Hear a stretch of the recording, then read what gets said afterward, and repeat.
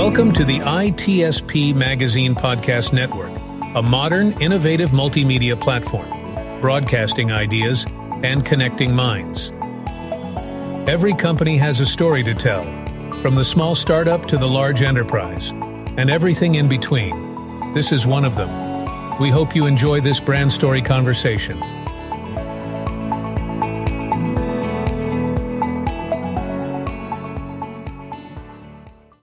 And here you are. You're very welcome to our first episode on location. Brand story with our good friends from SquareX. Vivek, it's good to see you. Likewise, it's been 2.5 months, but feels like yesterday. Thanks so much for having me on the show once again. It's always a pleasure, and this time in Las Vegas for Black Hat. Obviously, people can see the backdrop here, all the way from Singapore. A nice journey, maybe a few minutes in the flight. But you have a nice booth downstairs. We're going to come down there shortly and meet some of the other team, because I've seen all the posts where a good number of the team has come to Las Vegas to engage with customers and partners and all that good stuff. So let's just dive into it, Vivek. So I'm going to ask people to listen to the other episodes to get a kind of a broad background, but maybe just the elevator pitch for what SquareX is all about. Yeah. So, SquareX is building a browser native security product which detects, mitigates and threat hunts web attacks which are happening against, enterprise employees when they're online. And we do all of this in real time. It's an important space, which we've talked about a bit before. Where I want to start is, obviously Black Hat is known for its research, DEF CON even more so, and I know you're speaking at DEF CON. And I think if somebody's in the CISO role or practitioner role, they probably know where their strengths are or where their weaknesses are, but there might still be a sense of false security. So without sharing too much, because I don't want to ruin the DEF CON talk that you're doing, but what's going on there? Yeah, so Vegas is Sin City, as they call it. And what the talk is about is the 7 sins of secure web gateways or SASE SSE solutions. Of course, I didn't call the 7 OSI sins? Yeah. No. So, I've named the talk Breaking Secure Web Gateways for Fun and Profit. And really what the talk is going to be about is secure web gateways, SASE SSE solutions have now been around for over a decade, I think. Okay. And that is really where, to your point, people have this false sense of security that these cloud proxies are able to detect and block web attacks happening against their employees when they're online. Now, unfortunately, these proxies are looking at network traffic to infer application layer attacks. And what SquareX has done, very systematic, thorough research, is we've shown over 25 different bypasses, which are all because of architectural limitations. So what this means not 25 plus, 20. And the big reason we did that is, if you just talk about 1 or 2, a lot of times the vendors will come back and basically say, like this 1 or 2, either we don't care, or here you go, here is a little band-aid fix, right? We have a mitigation. Exactly. But if you go with 25 plus and then just overall point to the fact that, look, we could just keep going on, and this is only possible because of architectural issues, then it becomes abundantly clear that SWGs and SASE SSE, when it comes to solving web threats, is probably useless. Right. The most worrisome thing that we're going to point out is this ends up breaking a lot of the SLAs that these companies promise their customers, including one which basically says we will detect 100% with 100% probability any known malware. And we will actually show in the talk that known malware gets bypassed, with the attacks that we are developing. Yeah, where do I go with that? I mean, just the fact that the claim was made might shift me to a different vendor anyway. But sadly, we're presented with options and we make our choices. Hopefully, the vendor lives up to their agreements. But sounds like not in every case. So, I presume you'll talk a little bit about how what you do at SquareX tackles that problem. Do you want to do that quickly now? Yeah, absolutely. So I think how did we land upon this research is the fact that we were looking at a lot of web threats on the client side, and we quickly figured that many of these could only be solved if you had a browser native security product. And that's when we realized that these proxies were like wide open.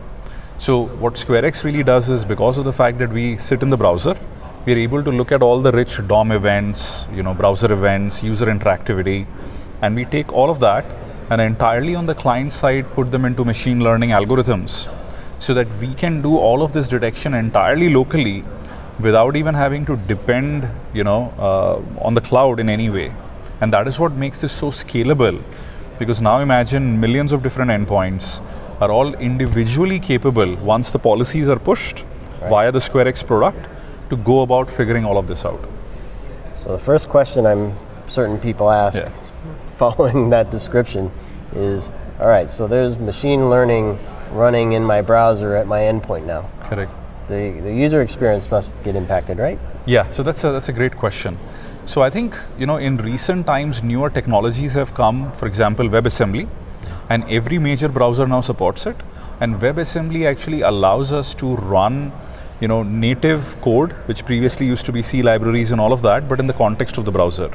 So the browsers have ensured that these WASM modules run in an extremely lightweight way, very, very fast. So in all the benchmarking, including those of the browser vendors themselves, clearly shows that this is very lightweight. Also, interestingly, John, if you think about it, what is the workload when it comes to, each of these SquareX extensions is running an individual user? So an individual user is like 20-25 open tabs, generally focused on one tab and maybe flipping between a few. So this isn't a very heavy workload to monitor from the perspective of a WASM module which is already running at native speed. Okay. And because I'm picturing my browser. I'm lucky if I only have 25. But to your point, I think I'm typically working in one or two, and I might let's also point out the fact that it's open for a long time, right? Yeah. And I might flip between one and another that I opened last week or 2 weeks before. Yeah. So I presume you sit resident in that regardless, right? Exactly. Even it's machine sleeping and opening and all that. So we deploy as a browser extension, and what browser extensions can do is individually look at every single tab which is running. So we can monitor everything happening in the tab, intercept it, block it, isolate it, and do a bunch of stuff. So even if the tab is inactive, maybe even for a week or a month, but the moment it becomes active once again, we are still running there. Okay. So there are no limitations when it comes to active, inactive, incognito mode, kind of work across all of that. Right. So the other scenario, let's be honest, the point we're really talking about here is a threat finds its way to the browser and something happens. What's the user experience when they actually are under attack or something's at risk? Correct. So if you look at organizational policies, primarily one is to stop bad behavior, and bad behavior is employees, let's say, copy pasting something into ChatGPT or trying to upload a file to get a summary, things like that. Right. And the second is, of course, attacks themselves, right, which is spear phishing, session hijacking, things like that, identity attacks and whatnot. So once these policies are pushed, what ends up happening is, if an attack is underway, we block access to that page where probably the attack is being orchestrated, and the user ends up getting an alert which basically says, hey, you were under attack, we blocked it. The administrator can now look at the entire attack reconstructed using attack graphs, another technology which we are deploying called attack vision, and a bunch of other things. So this way what happens is we stop it real time. The administrator on the other side ends up getting a complete picture of what happened, and that makes it easy for them to go about creating better internal user awareness, and at the very same time also know what threat actors are trying to do against the organization. Right. So how does this, let's shift and speak to security leaders, the CISO and their leadership team. Yeah.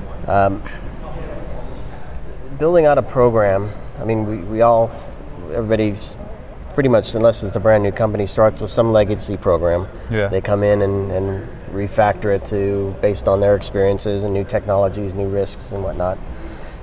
How does a strategy and a program need to change perhaps to adopt what you're... Yeah, no, that's a great question. So the best part is, given browser security itself as a field is in its nascency, at this point in time there isn't any overlap with other technologies. So the browser is a blind spot. So if you go to most CISOs, and ask them, hey, what's happening in the browser, they'll basically say, we don't know. Because endpoint security isn't really looking into the browser at this point. And if you have cloud proxies, all you get is the point URLs that they're visiting. So if somebody had to roll this out very simply, they could just roll it out with a group policy, and the browser extension, just gets enabled and can automatically report back, apply policies and all of that. So what we've seen with our existing customers is generally within just a few hours, you can deploy this enterprise-wide. Okay. And will the end user recognize that that's happened, or it's kind of completely so end user would know nothing about it. Okay. If we go ahead and show the extension icon, then he knows maybe a new extension is installed. But I mean, that's just a small thing which lights up somewhere in the browser, which most people don't even care about. Would they have to participate in installing? Absolutely not. Okay. It's completely autonomous, automatic. It just happens by itself. The only time that they would end up noticing is, if they've done a bad behavior, right, or someone's been attacking them. Yeah. Okay. Which are both scenarios. Yeah. So we want to minimize the impact or completely eliminate the impact on the end user. And we could stop the conversation there, but guess what? Yeah. IT ops, security ops, they could be impacted as well. So what's the new world with browser security enabled look like for them, IT and security? Yeah. So I think when it comes to the IT and security teams, of course, this is a new frontier, right? Which means even if you're pushing these events and all of that, they need to be able to interpret this in the context of events which are happening. And of course, there's a little bit of training which goes in there because of the fact that most of these individuals may not yet even understand many of these browser attacks. And that's what we've seen in the early deployments is, to an average security person, if you say, hey, SSO and SAML attacks or identity attacks happening in the browser, most of them haven't really seen how that can even be caught, because again, it's a blind spot today. Right. So and it's not an alert they're used to. Exactly. So I think that is really where what we've tried to do is see if we can map to things like MITRE and all of that, where even though the attack itself might be very nuanced from the perspective of running in the browser, a client-side attack and all of that, for somebody to understand this is easier. So it's a simple example. Please, yeah. Let's say there is a malicious extension which one of the users has ended up installing, and we detect that, and that malicious extension was stealing credentials as you're surfing the web when you go to different websites. So what we do is we just map this to a credential stealer. Okay. So something they're familiar with. They're familiar with, right? Yeah. So typically, and hopefully have a playbook and a response plan. Yeah. Exactly. So we are trying to do that. Of course, there are certain attacks where there isn't such a parallel, and that's really where there's going to be a net new learning. But for what it's worth, what we've seen is people enjoy that because all of a sudden they feel like they've uncovered something new, they're learning something new. Yeah.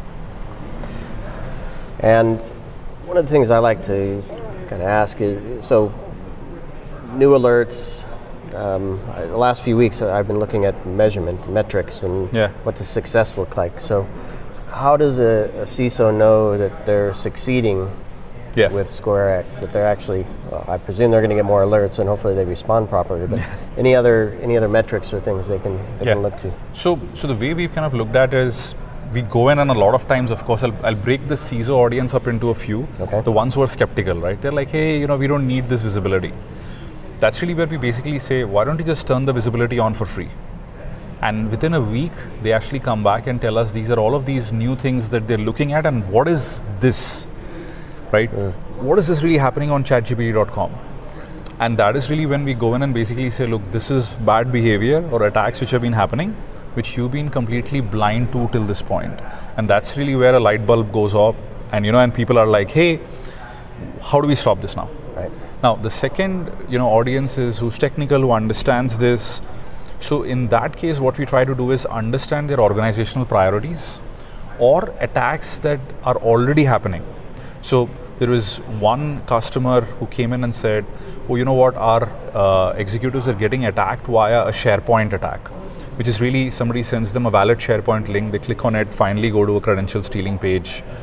And because you started from a site that you trust, sharepoint.com, and anybody can create SharePoints, not just your organization, people tend to believe that they were trying to open a doc via SharePoint, and now they need to log into Microsoft Online or whatever. And that's really where, in those cases, we go in and say, okay, is this the attack let's model it with SquareX and show you how SquareX can block it. Okay. Yeah, the other thing I want to touch on is I think some of the other offerings require some connection back to, I'll call a home base, right? Right. Through some tunnel or through some firewall. How does SquareX handle that? I'm thinking of the remote worker where they're not logging in through a VPN. Exactly, right? exactly. So the good thing is, because SquareX runs entirely within the browser, at any given point, even if there is a loss of internet connectivity, it is still running. If the user is on an intranet, it's still running. If they're behind a captive portal at an airport where they still haven't logged on to the network, it's still running. When he finally connects back to the internet, we sync our logs, we sync back events, attack detections, and all of that. Okay. Now, unlike a web proxy, where if there is an internet connectivity loss, everything is lost. Right? There's absolutely no way now that proxy has access to the web traffic, which means it can't scrub, or at least try to look for any attack patterns. Okay. So we've specifically built it in a way that even large periods of time where there is internet disruption, we can still go ahead, store the events locally in the browser local storage, which is pretty much as big as the disk space itself. Yeah, because I would imagine some sophisticated attacks might look for that disconnect event and then do their deeds. And then hope for the connection to come back. Absolutely. I also want to touch on the toolkit. I think tell us a little bit about that you're launching. So I think seeing is believing, right? I mean, I could go up on stage, talk for 45 minutes, main stage DEF CON, and say these are 25 different sins of secure web gateways. This is how this is broken, blah blah blah, right? And people will enjoy it and forget about it. So having been in cybersecurity research now 20 years, what I've found is the moment you give people the right tools to test it themselves, now you've empowered them. Right. And that is really where, what we are doing is, we don't want these attacks to just be a theoretical discussion with some supposedly canned demos, right? Because, I mean, that's the most that we can show in 45-minute talk. Yeah. And then you don't want vendors to come back and basically say, these were staged demos or whatnot. So what we are going to do at the very end is we are going to give out an attack toolkit, which any organization can actually use and test against their SASE SSE solutions. Additionally, we are also putting up a website called browser.security. So if you don't even want to set up the toolkit yourself, you can just go to browser.security, click and see those attacks just happen against your network while you are on a SASE SSE vendor pipe. And for those wondering, that the payload's not there, right? No. It's just a method with which... In some cases there is a payload, but we warn you not to execute it. Okay.